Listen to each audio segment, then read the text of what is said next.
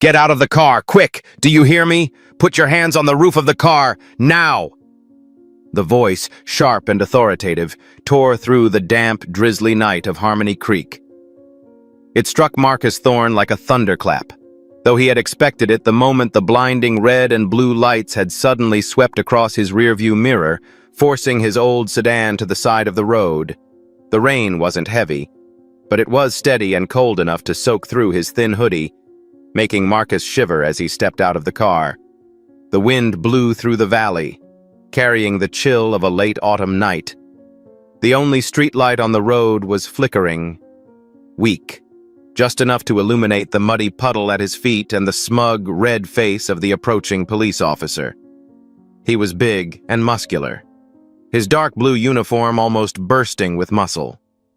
The name tag on his chest read, Miller. Beside him was a much younger cop, thin and nervous, his name tag reading Davis.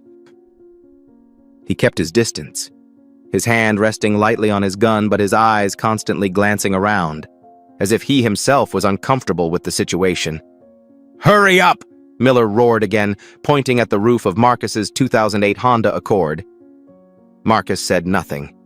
He slowly, deliberately raised his hands, palms down on the cold, wet metal of the roof. He felt the rain running down his arms, soaking into his collar. He could see his own blurry reflection in the wet windshield, a dark-skinned man in his 50s, his face lined with fatigue, wearing plain, unremarkable clothes. A very ordinary image.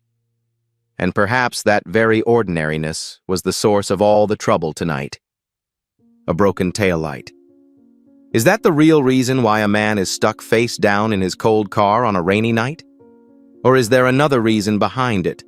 A reason rooted in deep prejudice in the minds of those in power? Let's see what happens next. "Driver's license and registration," Miller ordered, his voice devoid of the slightest courtesy.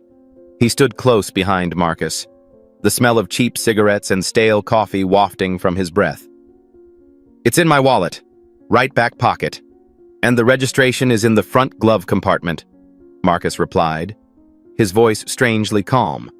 He didn't turn around, his eyes still fixed on the dark road ahead, where the road led to his mother's house. "I'm not asking you where it is. I'm ordering you to take it out," Miller snapped. "Slowly. Use your left hand. Very slowly. Don't do anything stupid." Marcus let out a long breath, the thin white smoke dissipating into the cold air. He slowly lowered his left hand, slowly reached into his back pocket, and pulled out a worn leather wallet. He opened it, took out the plastic driver's license, and handed it back to the officer.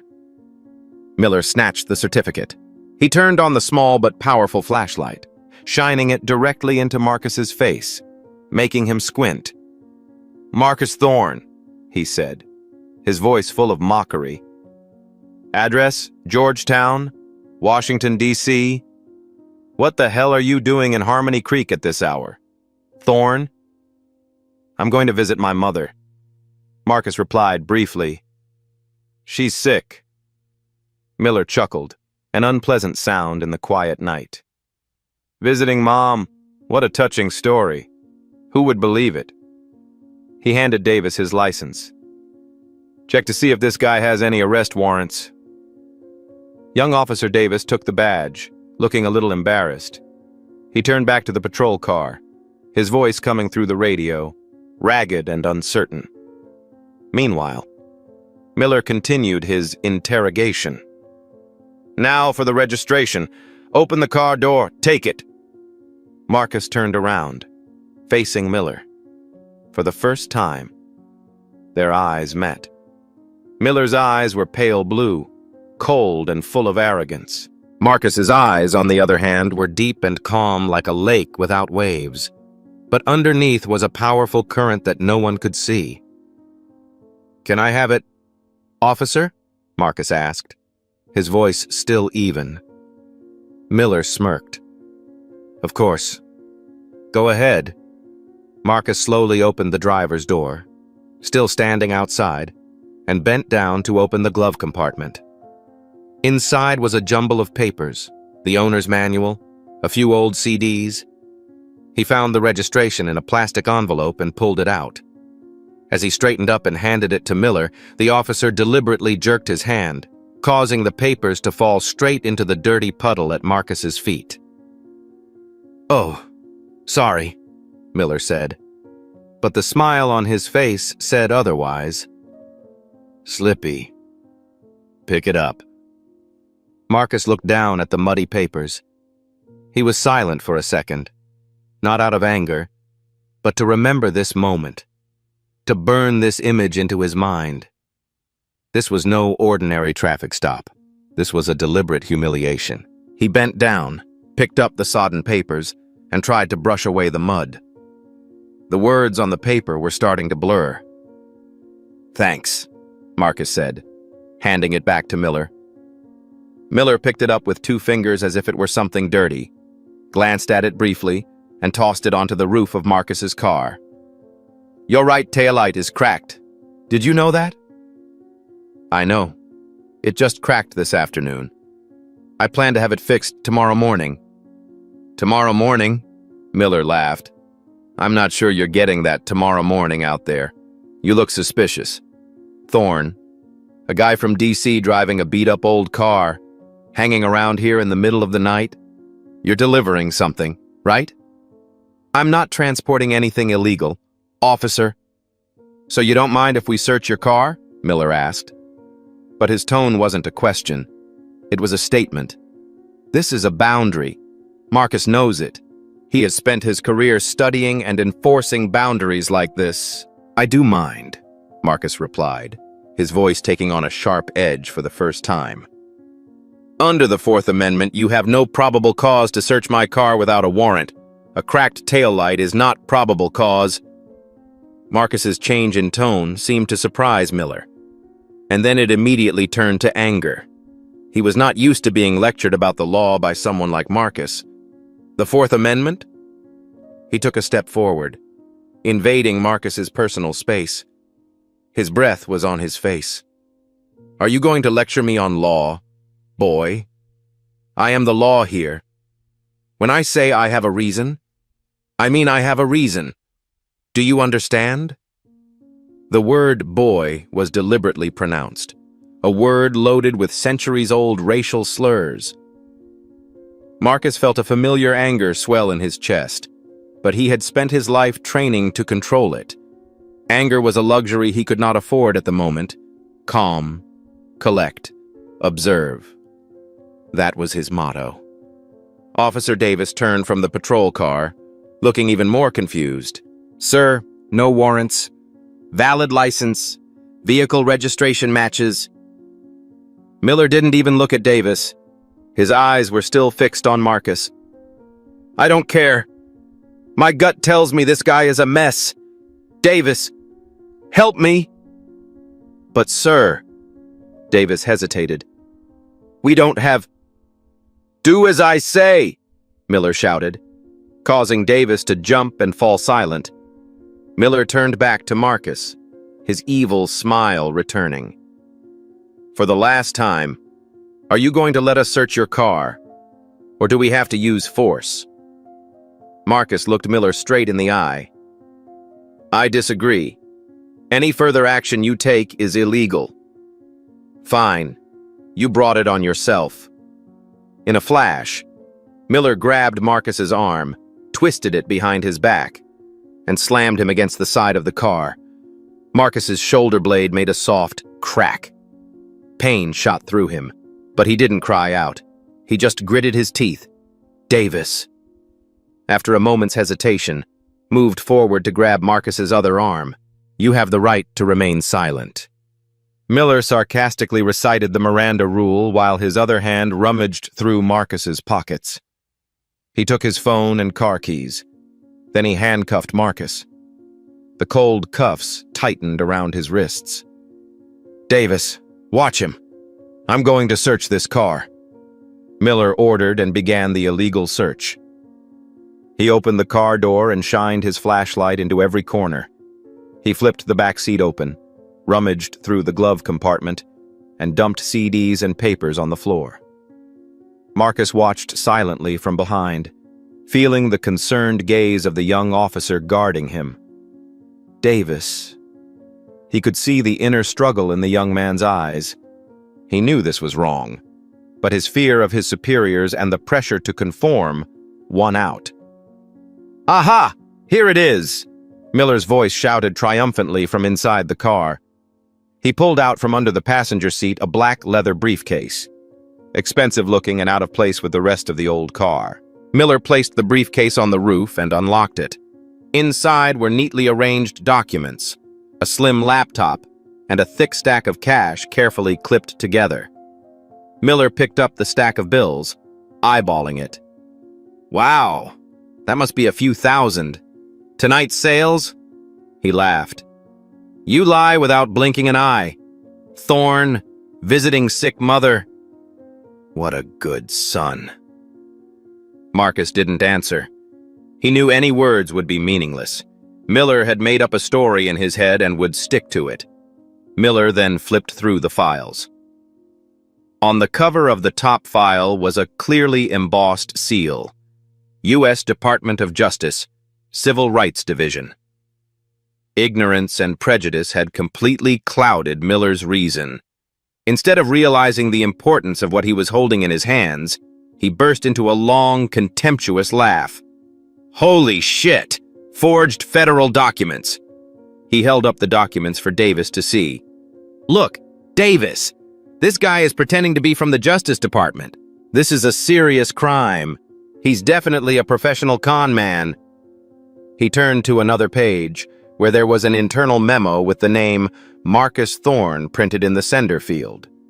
Just below the words, Deputy Attorney General, Civil Rights Division. Miller sneered. "Deputy Attorney General? Who do you think you are? The President of the United States? Who do you think you can fool with these cheap tricks?" He slammed his briefcase shut. "That's enough. You'll have to explain this at the station. Davis, call in.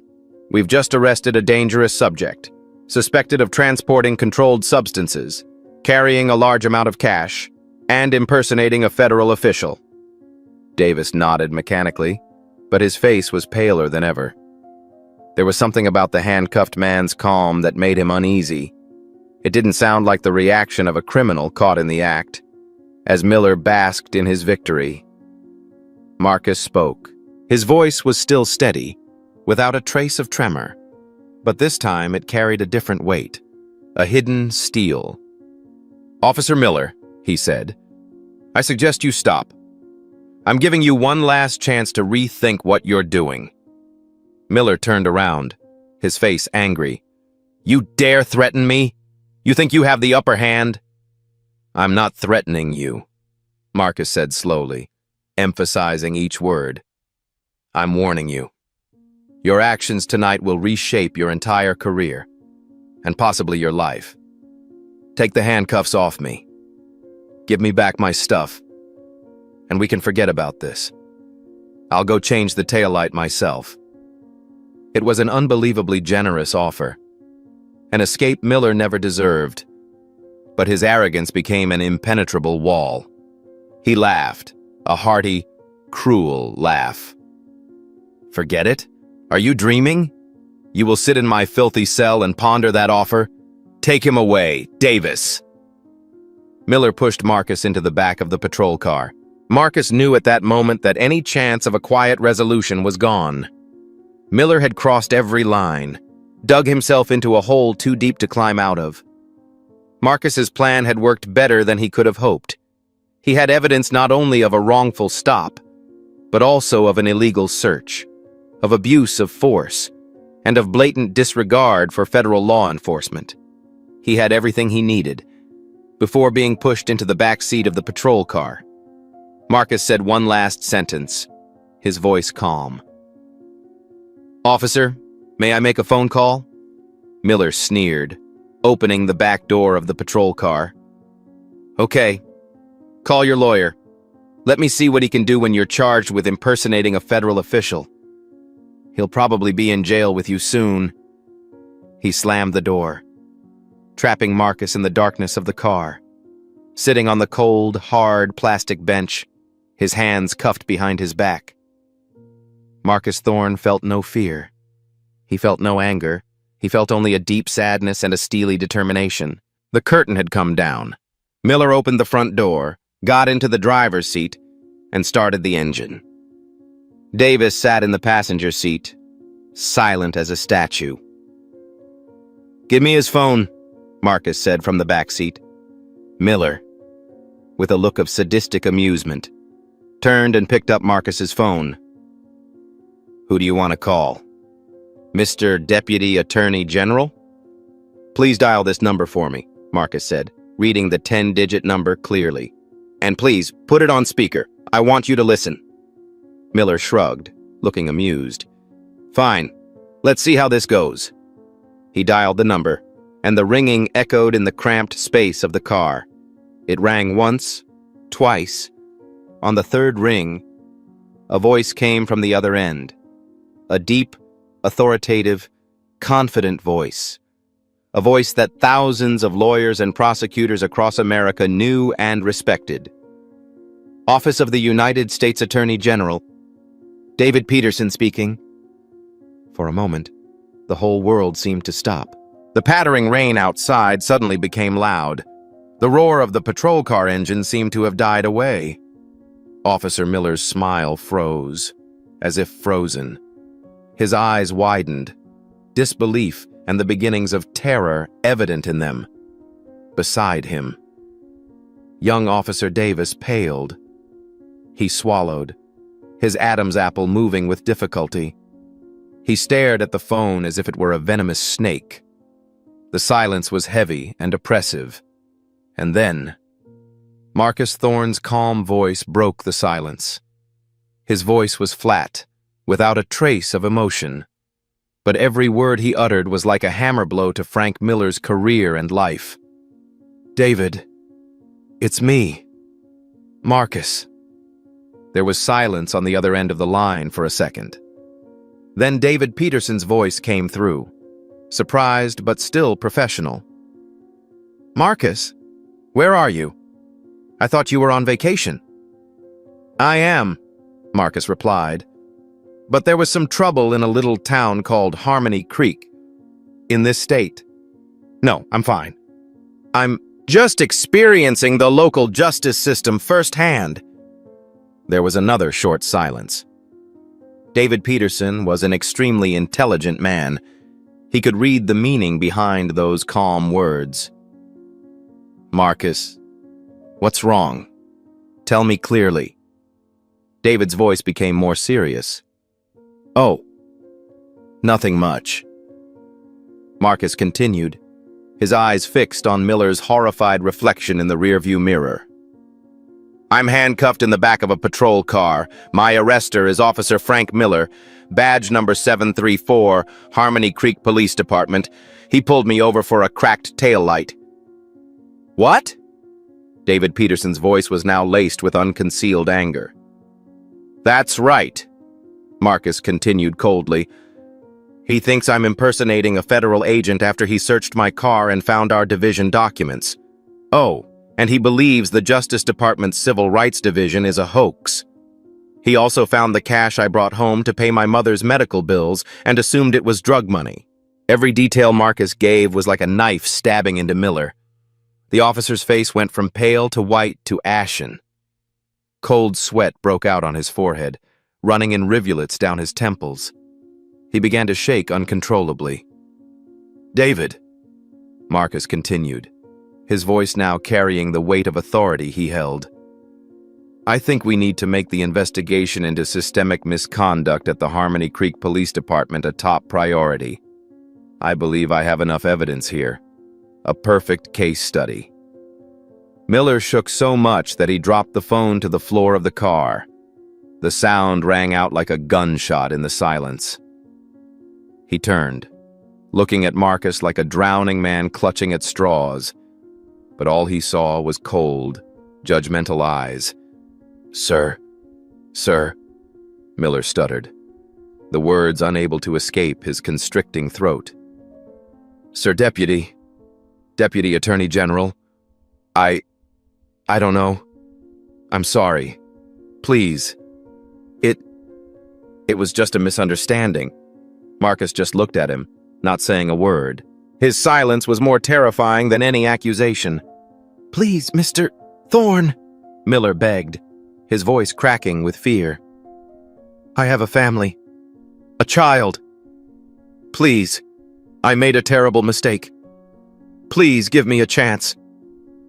Young Officer Davis sat there, stunned. He had witnessed a complete collapse. The senior colleague he had feared and respected only moments before was now crying and begging like a child. From the floor phone, David Peterson's voice continued to ring. Razor sharp. Marcus, can you hear me? I'm mobilizing the FBI rapid response team from the nearest field office. They'll be there in less than an hour. And I'm calling the governor and the state police right now. Hold your position. Don't go anywhere. Marcus leaned down just enough to speak into the phone. No need to rush, David. I think the local sheriff will be here soon. I believe Officer Miller here has already informed his superiors about his big arrest. And sure enough, in the distance, sirens began to wail. Not one, but several. Flashing red and blue lights tore through the night, growing closer. Miller looked out the window, his face now filled with utter despair. He knew this was not backup. This was judgment coming. Less than 15 minutes later, the deserted back roads were in chaos. 2 county patrol cars and Chief Harmony Creek's personal car slammed on their brakes, forming a circle around Miller's car. Chief Henderson, a stout, middle-aged man with a face drained of blood, jumped out of his car before it had even come to a stop. He didn't even glance at Miller. His eyes searched, and when he saw Marcus sitting calmly in the back of the patrol car, Henderson practically sprinted over. "Oh my God, Miller, open the door, quickly!" Henderson roared, his voice cracking with panic. Davis, as if awakening from a nightmare, hastily pressed the unlock button. Henderson yanked the door open, nearly tearing it off its hinges. He looked at Marcus with a mixture of awe and horror. Deputy Attorney General Thorne. Henderson gasped. On behalf of the Harmony Creek Police Department, I offer my deepest apologies. This was an unforgivable mistake, a terrible misunderstanding. Henderson hurriedly searched Miller's pocket for the handcuff key, his hands shaking so much that he dropped it on the ground. He fumbled to pick it up, almost kneeling to unlock Marcus's handcuffs. The click of the handcuffs being unlocked sounded like a death sentence for Frank Miller. Marcus slowly rubbed his red-marred wrists, straightened up, and stepped out of the car. He took a deep breath of the cool, damp night air, as if emerging from deep water.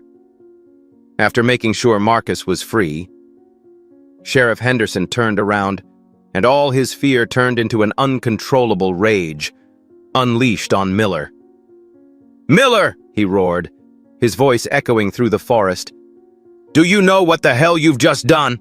Do you know who this is?" Henderson pointed at Marcus.